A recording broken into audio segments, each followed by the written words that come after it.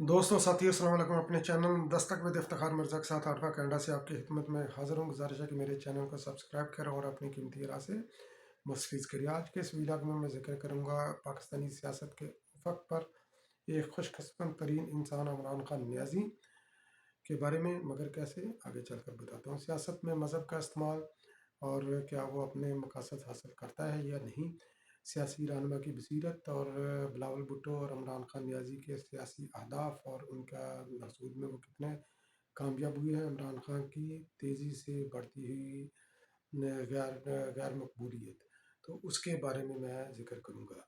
तो सबसे पहले मैं ज़िक्र करता हूँ अपने सियासत में मजहबी कार्ड के इस्तेमाल का। तो आपको याद होगा कि जब तहरीक आज़ादी चल रही थी अंग्रेज़ों के ख़िलाफ़, तो उस वक़्त गाय और सूअर के कारतूसों वाला एक प्रोपेगेंडा किया गया। और आपके इल्म में है कि बरसगीर के लोग मज़हब के मामले में इंतहाई हसास हैं। तो ये प्रोपेगेंडा बड़ा कामयाब हुआ और वहाँ पर उन्होंने अपने सियासी अहदाफ हासिल किए। और पाकिस्तान के अंदर एक तहरीक निज़ाम मुस्तफ़ा चली थी ज़ुल्फ़िकार अली भुट्टो शहीद के ख़िलाफ़। तो इस्टेब्लिशमेंट की पुश्त बनाई थी। उसका मकसद था शहीद ज़ुल्फ़िकार अली भुट्टो की हुकूमत का ख़ात्मा। तो चाहे वो वैसे तो नहीं कर सके, मगर यह कि मार्शल लॉ के ज़रिए ज़ुल्फ़िकार अली भुट्टो शहीद की हुकूमत का ख़ात्मा हुआ और पंजाब के अंदर पाकिस्तान पीपल पार्टी दोबारा उस ताकत और क़ुव्वत से वो बरसर इक़्तिदार नहीं आ सकी।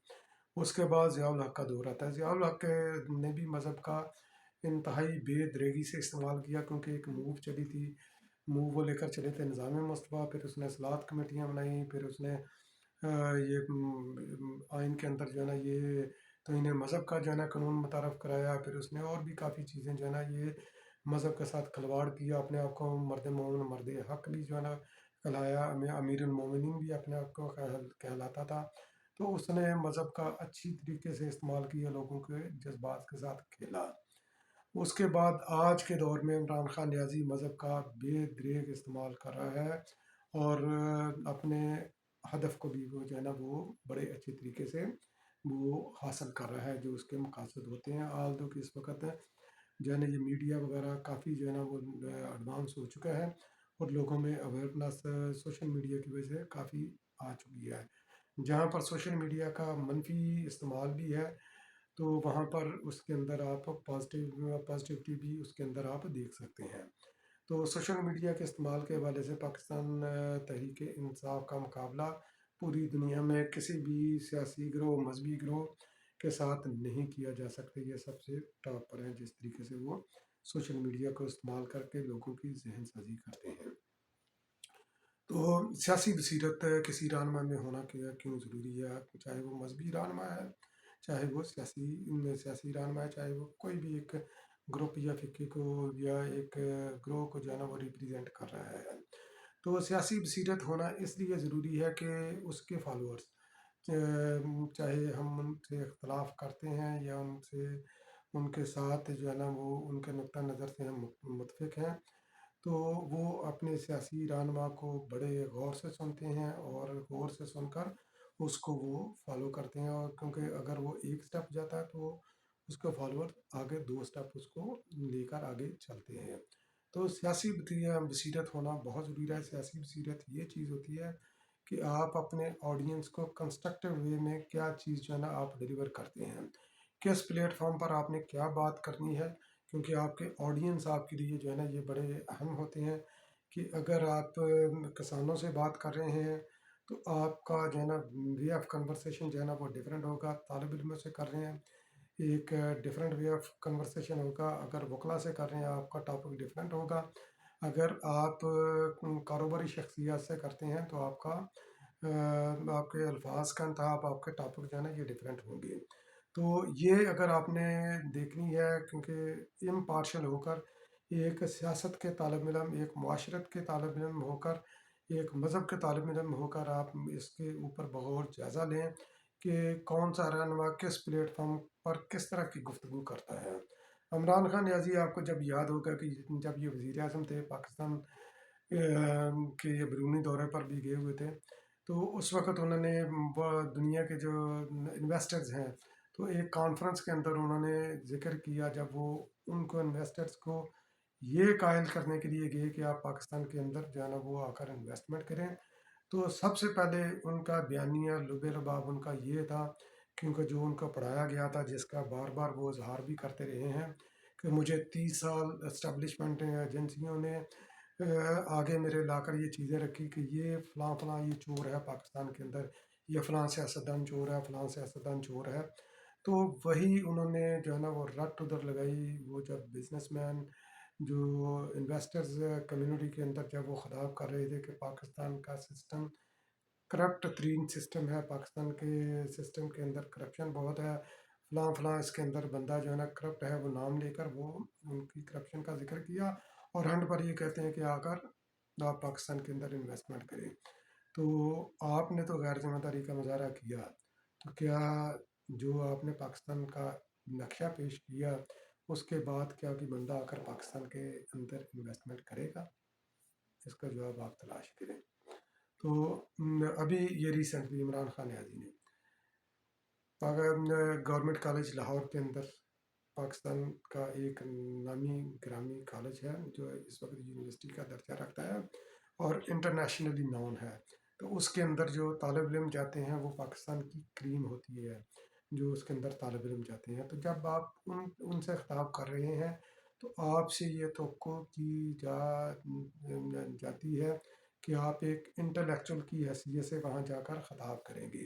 تو ایک انہوں نے یہ سیریز شروع کیا عمران خان کے لیکچرز کی، گورنمنٹ کالج سے انہوں نے شروع کیا آپ عمران خان نیازی کا خطاب اٹھا کر دیکھ لیں، کیا وہ ایک انٹلیکچوئل کا خطاب تھا یا ایک موالی کا خطاب تھا؟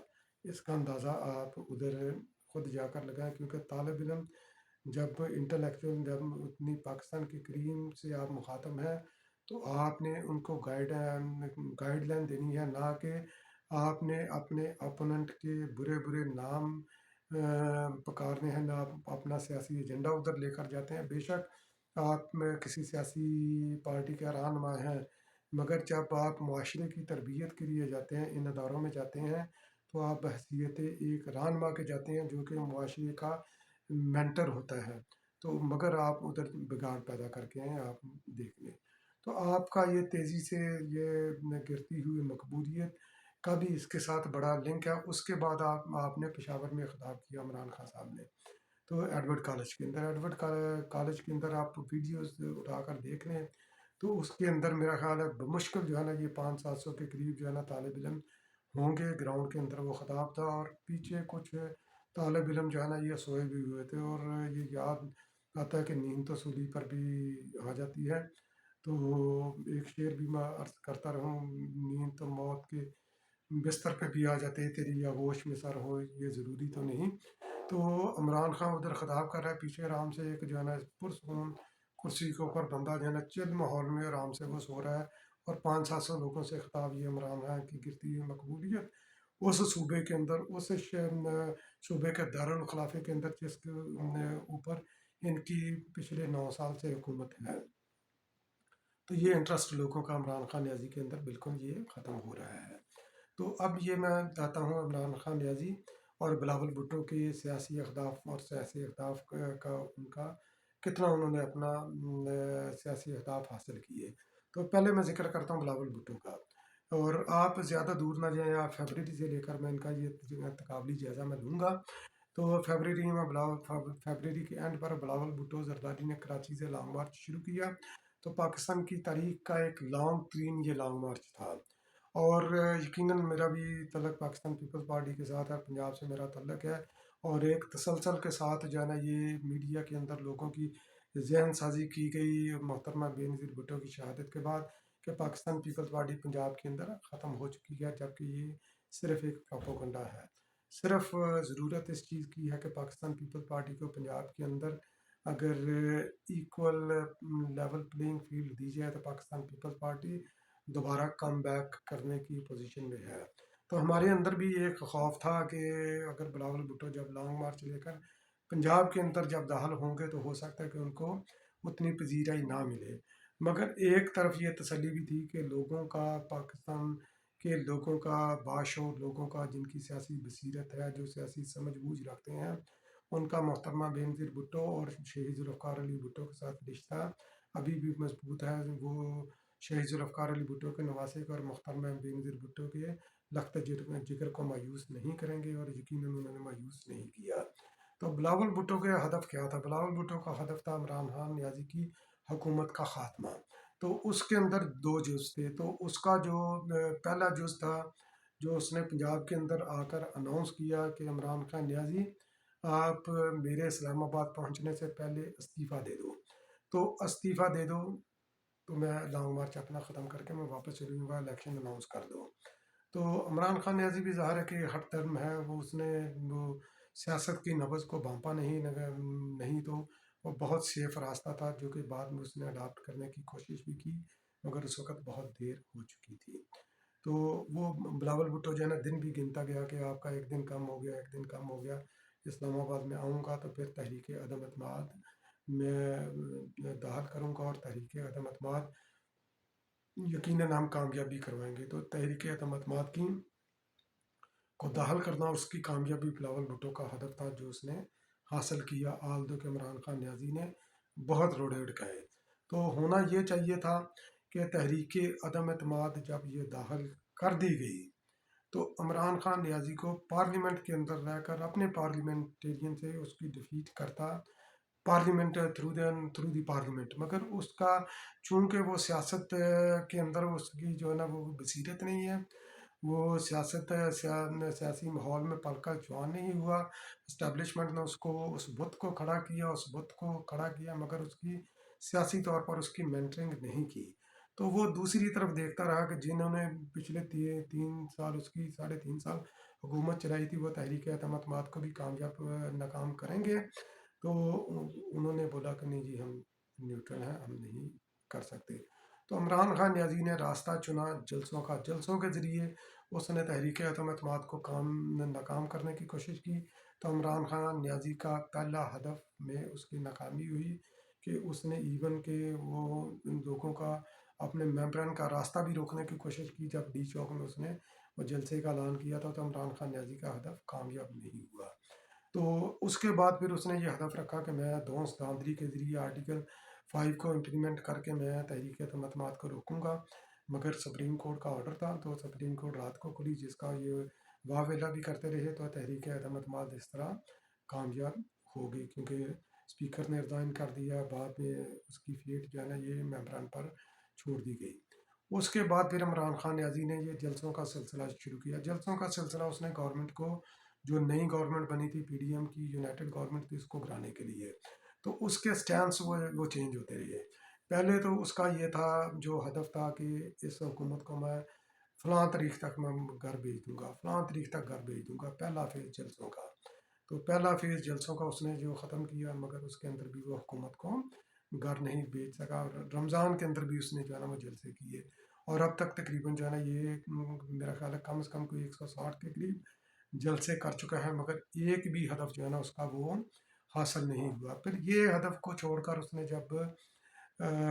جب یہ حکومت کو گھر بھیجنے والا ہدف وہ حاصل نہیں کر سکا، لانگ مارچ کا اس نے جو ہے نا اعلان کر دیا مئی میں۔ تو لانگ مارچ کا اعلان کر دیا کہ حکومت کو بھیج کر گھر جاؤں گا، اس سے بھی وہ بھاگ گیا، لانگ مارچ اور دھرنا۔ حالانکہ دھرنے سیاست کے اندر جو ہے نا یہ کوئی آپشن نہیں ہوتی، سیاسی رہنما دھرنے نہیں کرتے، وہ اس طرح مجبور نہیں کرتے جس طرح عمران خان نیازی کا وہ طریقہ کار ہے۔ تو 25 مارچ کو بھی اس نے بولا کہ میں 6 دن بعد آؤں گا، آج تک وہ 6-7 دن اس کے وہ پورے نہیں ہوئے دوبارہ کال دینے کے لیے۔ پھر اس کا دوسرا فیز شروع ہوا، تو دوسرے فیز کے اندر بھی وہ ناکام ہوا۔ اسمبلیوں کے اندر اس نے استعفے دیے، استعفوں کے اوپر بھی وہ اب یو ٹرن لینے کے چکر میں ہے۔ تو اس نے ہدف بنایا جنرل باجوہ کا، جنرل باجوہ کا ہدف بنایا، اس کے اندر بھی ناکامی ہوئی۔ پھر جب سب طرف سے اس کی ناکامی ہوئی تو اس نے آخر میں آ کر انہوں نے بولا کہ آپ یہ جو موجودہ گورنمنٹ ہے یہ ہمیں کسی طرح انگیج کرے، تو الیکشن کی کوئی بھی تاریخ اناؤنس کر دے، انہوں نے چاہے وہ اپنے ٹائم پر الیکشن کی اناؤنس کر دے، تو ہم جو ہے نا یہ اسمبلیوں میں واپس آنے کے لیے تیار ہیں، ہم اپنی تحریک ختم کرتے ہیں۔ مگر حکومت نے بولا کہ ہم نے بالکل آپ سے کوئی بات نہیں کرنی، کوئی تحریک اناؤنس نہیں کرنی، آپ نے جو کرنا ہے وہ کر لو۔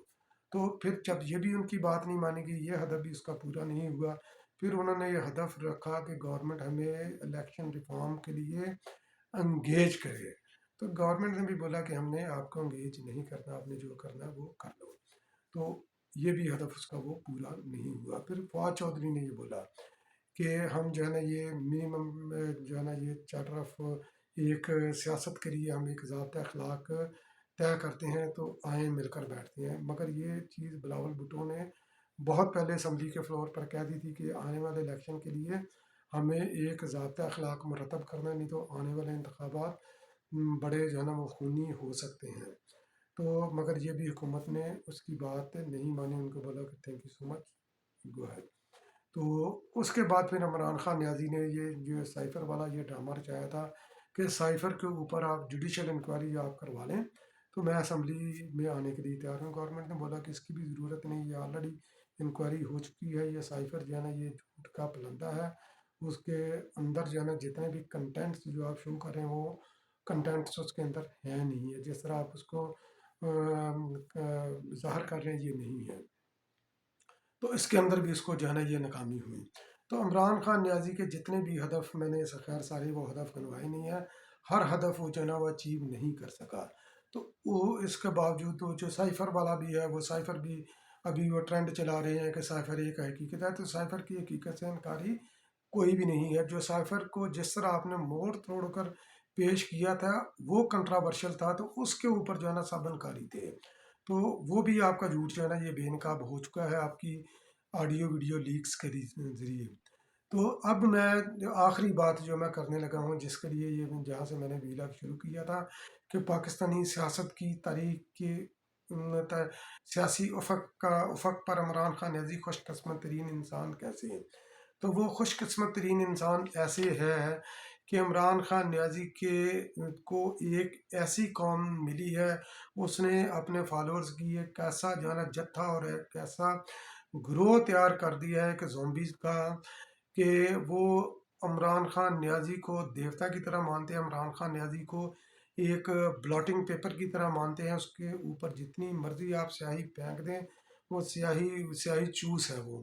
تو جتنا مرضی ایجنڈا ہو، جتنا مرضی پروپوگنڈا ہو، جتنا مرضی اس کے عمران خان نیازی کے حقائق سامنے آ جائیں، عمران خان نیازی خود بھی میڈیا پر آ کر یہ اپنے اوپر لگنے والے الزامات کی وہ تصدیق کرتا ہے، اپنے جرائم کا اعتراف کرتا ہے، اپنی نالاکیوں کا اعتراف کرتا ہے، اسٹیبلشمنٹ کا وہ مورا تھا اس کا اعتراف کرتا ہے.